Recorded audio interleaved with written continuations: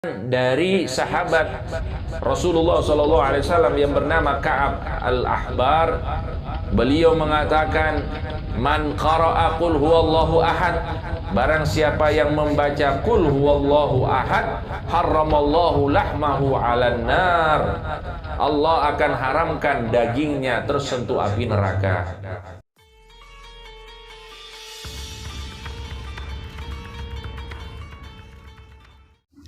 Sebelum saya lanjut, saya mau tanya, pertemuan yang lalu kita bahas Ratibul Haddad sudah sampai di bagian mana?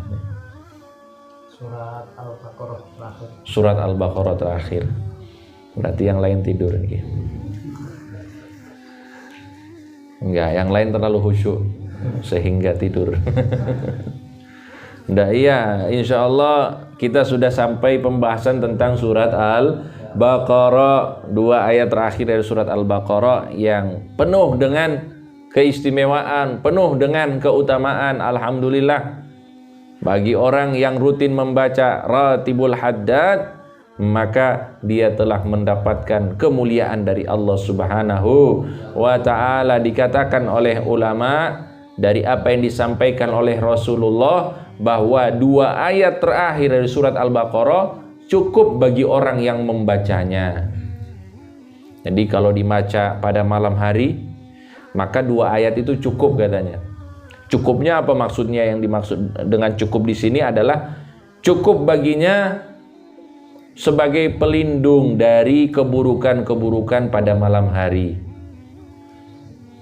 Ini sebelum kita ke sini gempa bumi nggih? Gempa bumi. Nah, insya Allah meskipun gempa bumi, kalau sudah baca 2 ayat ini insya Allah diselamatkan oleh Allah.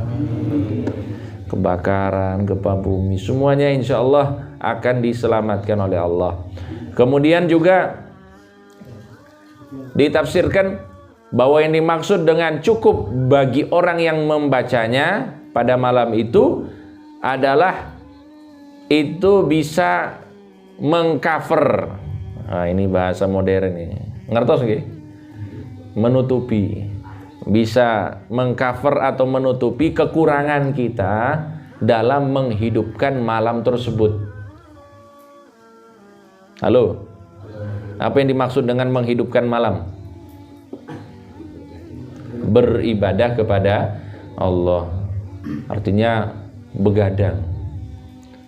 Begadang dalam rangka ibadah. Bukan begadang dalam rangka ngobrol ataupun begadang dalam rangka nobar ataupun apa namanya ya scroll video sampai pagi. Bukan itu. Tapi yang dimaksud di sini adalah dalam rangka beribadah kepada Allah. Bayangkan, ya kita pastinya masih banyak kekurangan, tapi dengan membaca 2 ayat ini itu bisa, ya kalau tidak menyempurnakan, insya Allah bisa menutupi kekurangan-kekurangan kita semuanya. Amin Allahumma. Amin. Hadirin yang dirahmati Allah Subhanahu wa ta'ala, sekarang kita masuk pembahasan selanjutnya, yaitu masih berkaitan dengan surat-surat. Padahal kan kalau setelah Amanar Rasul itu bacaannya apa? La ilaha illallah wahdahu la syarika la lahul mulku wa lahul hamdu yuhyi wa yumiitu wa huwa ala kulli syai'in qadir. Seharusnya itu bacaannya. Tapi beliau pensyarah dari Ratibul Haddad ini tidak langsung membahas itu karena masih ada kaitannya dengan surat-surat. Nah, beliau sekalian bahas tentang surat-surat yang ada di dalam Ratibul Haddad.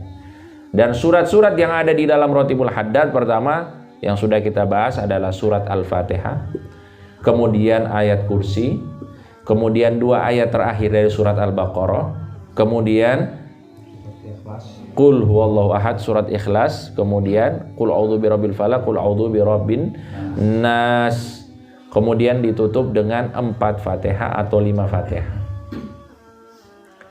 Jadi ini surat-surat yang ada di dalam apa namanya Ratibul Haddad. Makanya beliau setelah ini langsung bahas tentang surat Al-Ikhlas. Apa yang menjadi keutamaan dari surat Al-Ikhlas? Dikatakan bahwa Keutamaan dari surat Al-Ikhlas dan juga dua surat Al-Falaq dan An-Nas ini dikenal dengan Al-Mu'awwidhatain. Al-Mu'awwidhatain.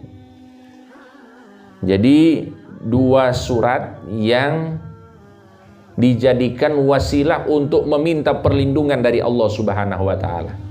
Qul a'udzu birabbil falaq dengan qul a'udzu birabbin nas. Ya, sekarang kita singkat dengan al-mu'awwidhatain. Al-mu'awwidhatain. Al-mu'awwidhatain.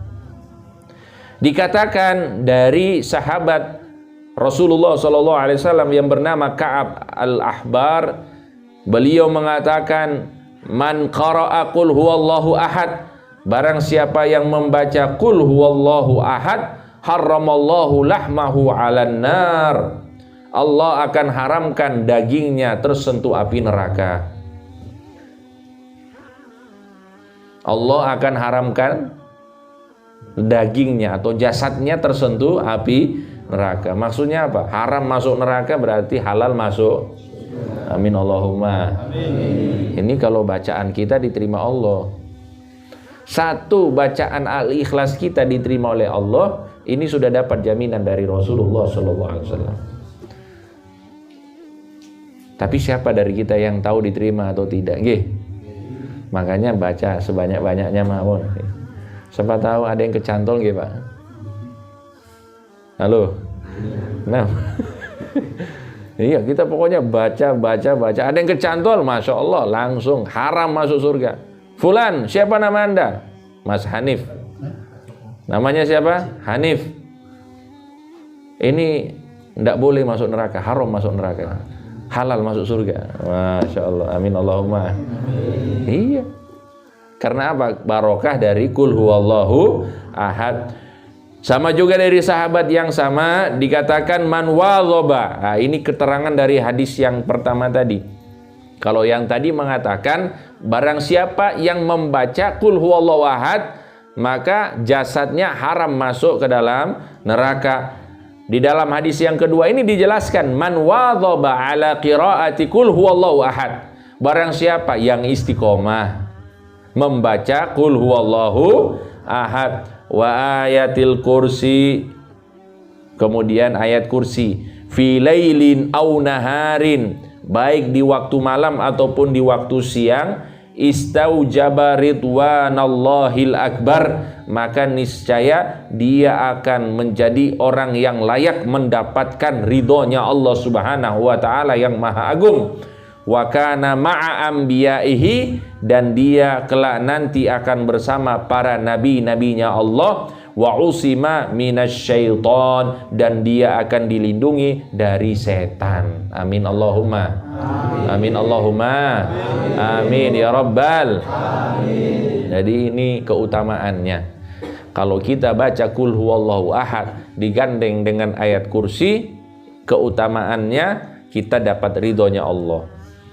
Kelak nanti di akhirat tonggo sama para nabi. Masya Allah. Jenengan tonggo sama orang soleh saja udah seneng ya Pak. Sebelahnya orang soleh, sebelahnya orang soleh, ulama, Masya Allah, orang-orang soleh di sekitaran kita itu senang hati kita. Bayangkan jenengan nanti di surga tonggonya para nabi. Allahumma sholli ala Muhammad.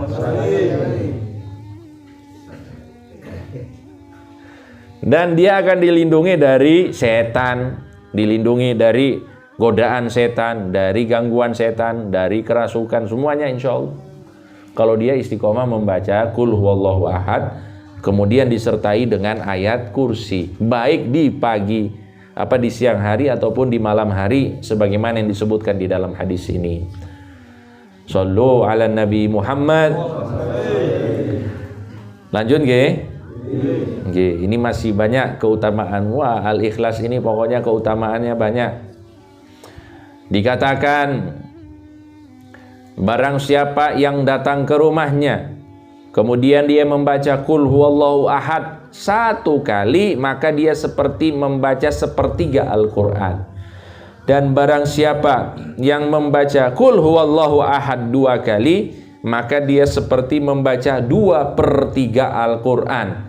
Dan barang siapa yang membaca Qul huwallahu ahad 3 kali, maka dia seperti membaca Al-Quran secara utuh. Ngaten nggih. Ini sebenarnya keutamaannya bukan hanya saat kita masuk rumah. Kita kapanpun membaca Al-Ikhlas atau Qul huwallahu ahad, maka keutamaan yang akan kita dapat, 1 kali baca itu sebanding 1/3 Al-Quran. Berarti kalau 2 kali baca 2/3 Al-Quran. 3 kali baca berarti seperti menghatamkan Al-Quran. Kenapa kata para ulama? Ya, dikatakan karena isi dari Al-Quran itu ada 3, atau tema inti Al-Quran itu ada 3. Yang pertama berkaitan dengan akidah, berkaitan dengan keyakinan. Yang kedua hukum-hukum syariat. Yang ketiga kisah-kisah. Jadi Al-Quran itu temanya 3 ini: akidah ataupun keyakinan, syariat, hukum-hukum, kemudian kisah-kisah, kisah para nabi, kisah orang soleh, itu ada di dalam Al-Quran. Dan Qul huwallahu ahad ini merupakan kesimpulan dari akidah, dari keyakinan orang Islam, itu diringkas oleh Allah Subhanahu wa Ta'ala di dalam surat Al-Ikhlas ini. Sehingga apa? Ketika orang membaca surat Al-Ikhlas, seakan-akan dia sudah membaca 1/3 Al-Quran. Karena pembahasan dari Al-Quran 1/3-nya adalah keyakinan tentang akidah. Ngaten nggih? Itu maksudnya. Jadi seakan-akan telah membaca 1/3 Al-Quran. Kalau baca 3 kali berarti apa? Seperti menghatamkan Al-Quran. Saya tanya, di dalam Rotibul Haddad Al-Ikhlas kita baca berapa kali? Berarti Masya Allah. Oh, berarti kalau Ramadan ya sudah Al-Ikhlas 3 kali tiap hari. Alhamdulillah saya hatam Quran tiap hari. Alhamdulillah. Oh iya tuh. Iya, saya sekali duduk pokoknya tidak sampai 5 menit, bahkan 1 menit, 2 menit mungkin gitu. 2 menit bisa hatam Quran. Masya Allah, wali Allah. Ternyata yang dibaca Al-Ikhlas 3 kali. Makanya apa, orang yang membaca surat Al-Ikhlas itu, para ulama kita, khususnya Ahlus Sunnah wal Jamaah, selalu menyuruh untuk membaca 3 kali. Karena apa? Supaya mendapatkan keutamaan menghatamkan Al-Quran. Sama di dalam tahlil juga kita baca berapa kali? 3. Tapi pas giliran Qul a'udzu birabbil falaq, Qul a'udzu birabbin nas beberapa kali? 1. Karena memang ada keutamaannya itu. Akan tetapi hadirin yang dirahmati Allah, perlu kita jelaskan bahwa ini tidak berarti mengalahkan orang yang benar-benar menghatamkan Al-Quran. Kalau dibandingkan orang yang menghatamkan Al-Quran dengan orang yang membaca Al-Ikhlas 3 kali, mana yang lebih afdol? Kok ragu tuh? Mana yang lebih afdol? Yang menghatamkan Al-Quran, yang baca dari surat Al-Fatihah sampai An-Nas, ini yang lebih afdol. Ini yang lebih afdol. Apalagi ya pas dia baca dari awal sampai akhir, pas di Qul huwallahu ahad diulang 3 kali. Itu seperti ngatamkan 2 kali. Allahumma shalli ala Muhammad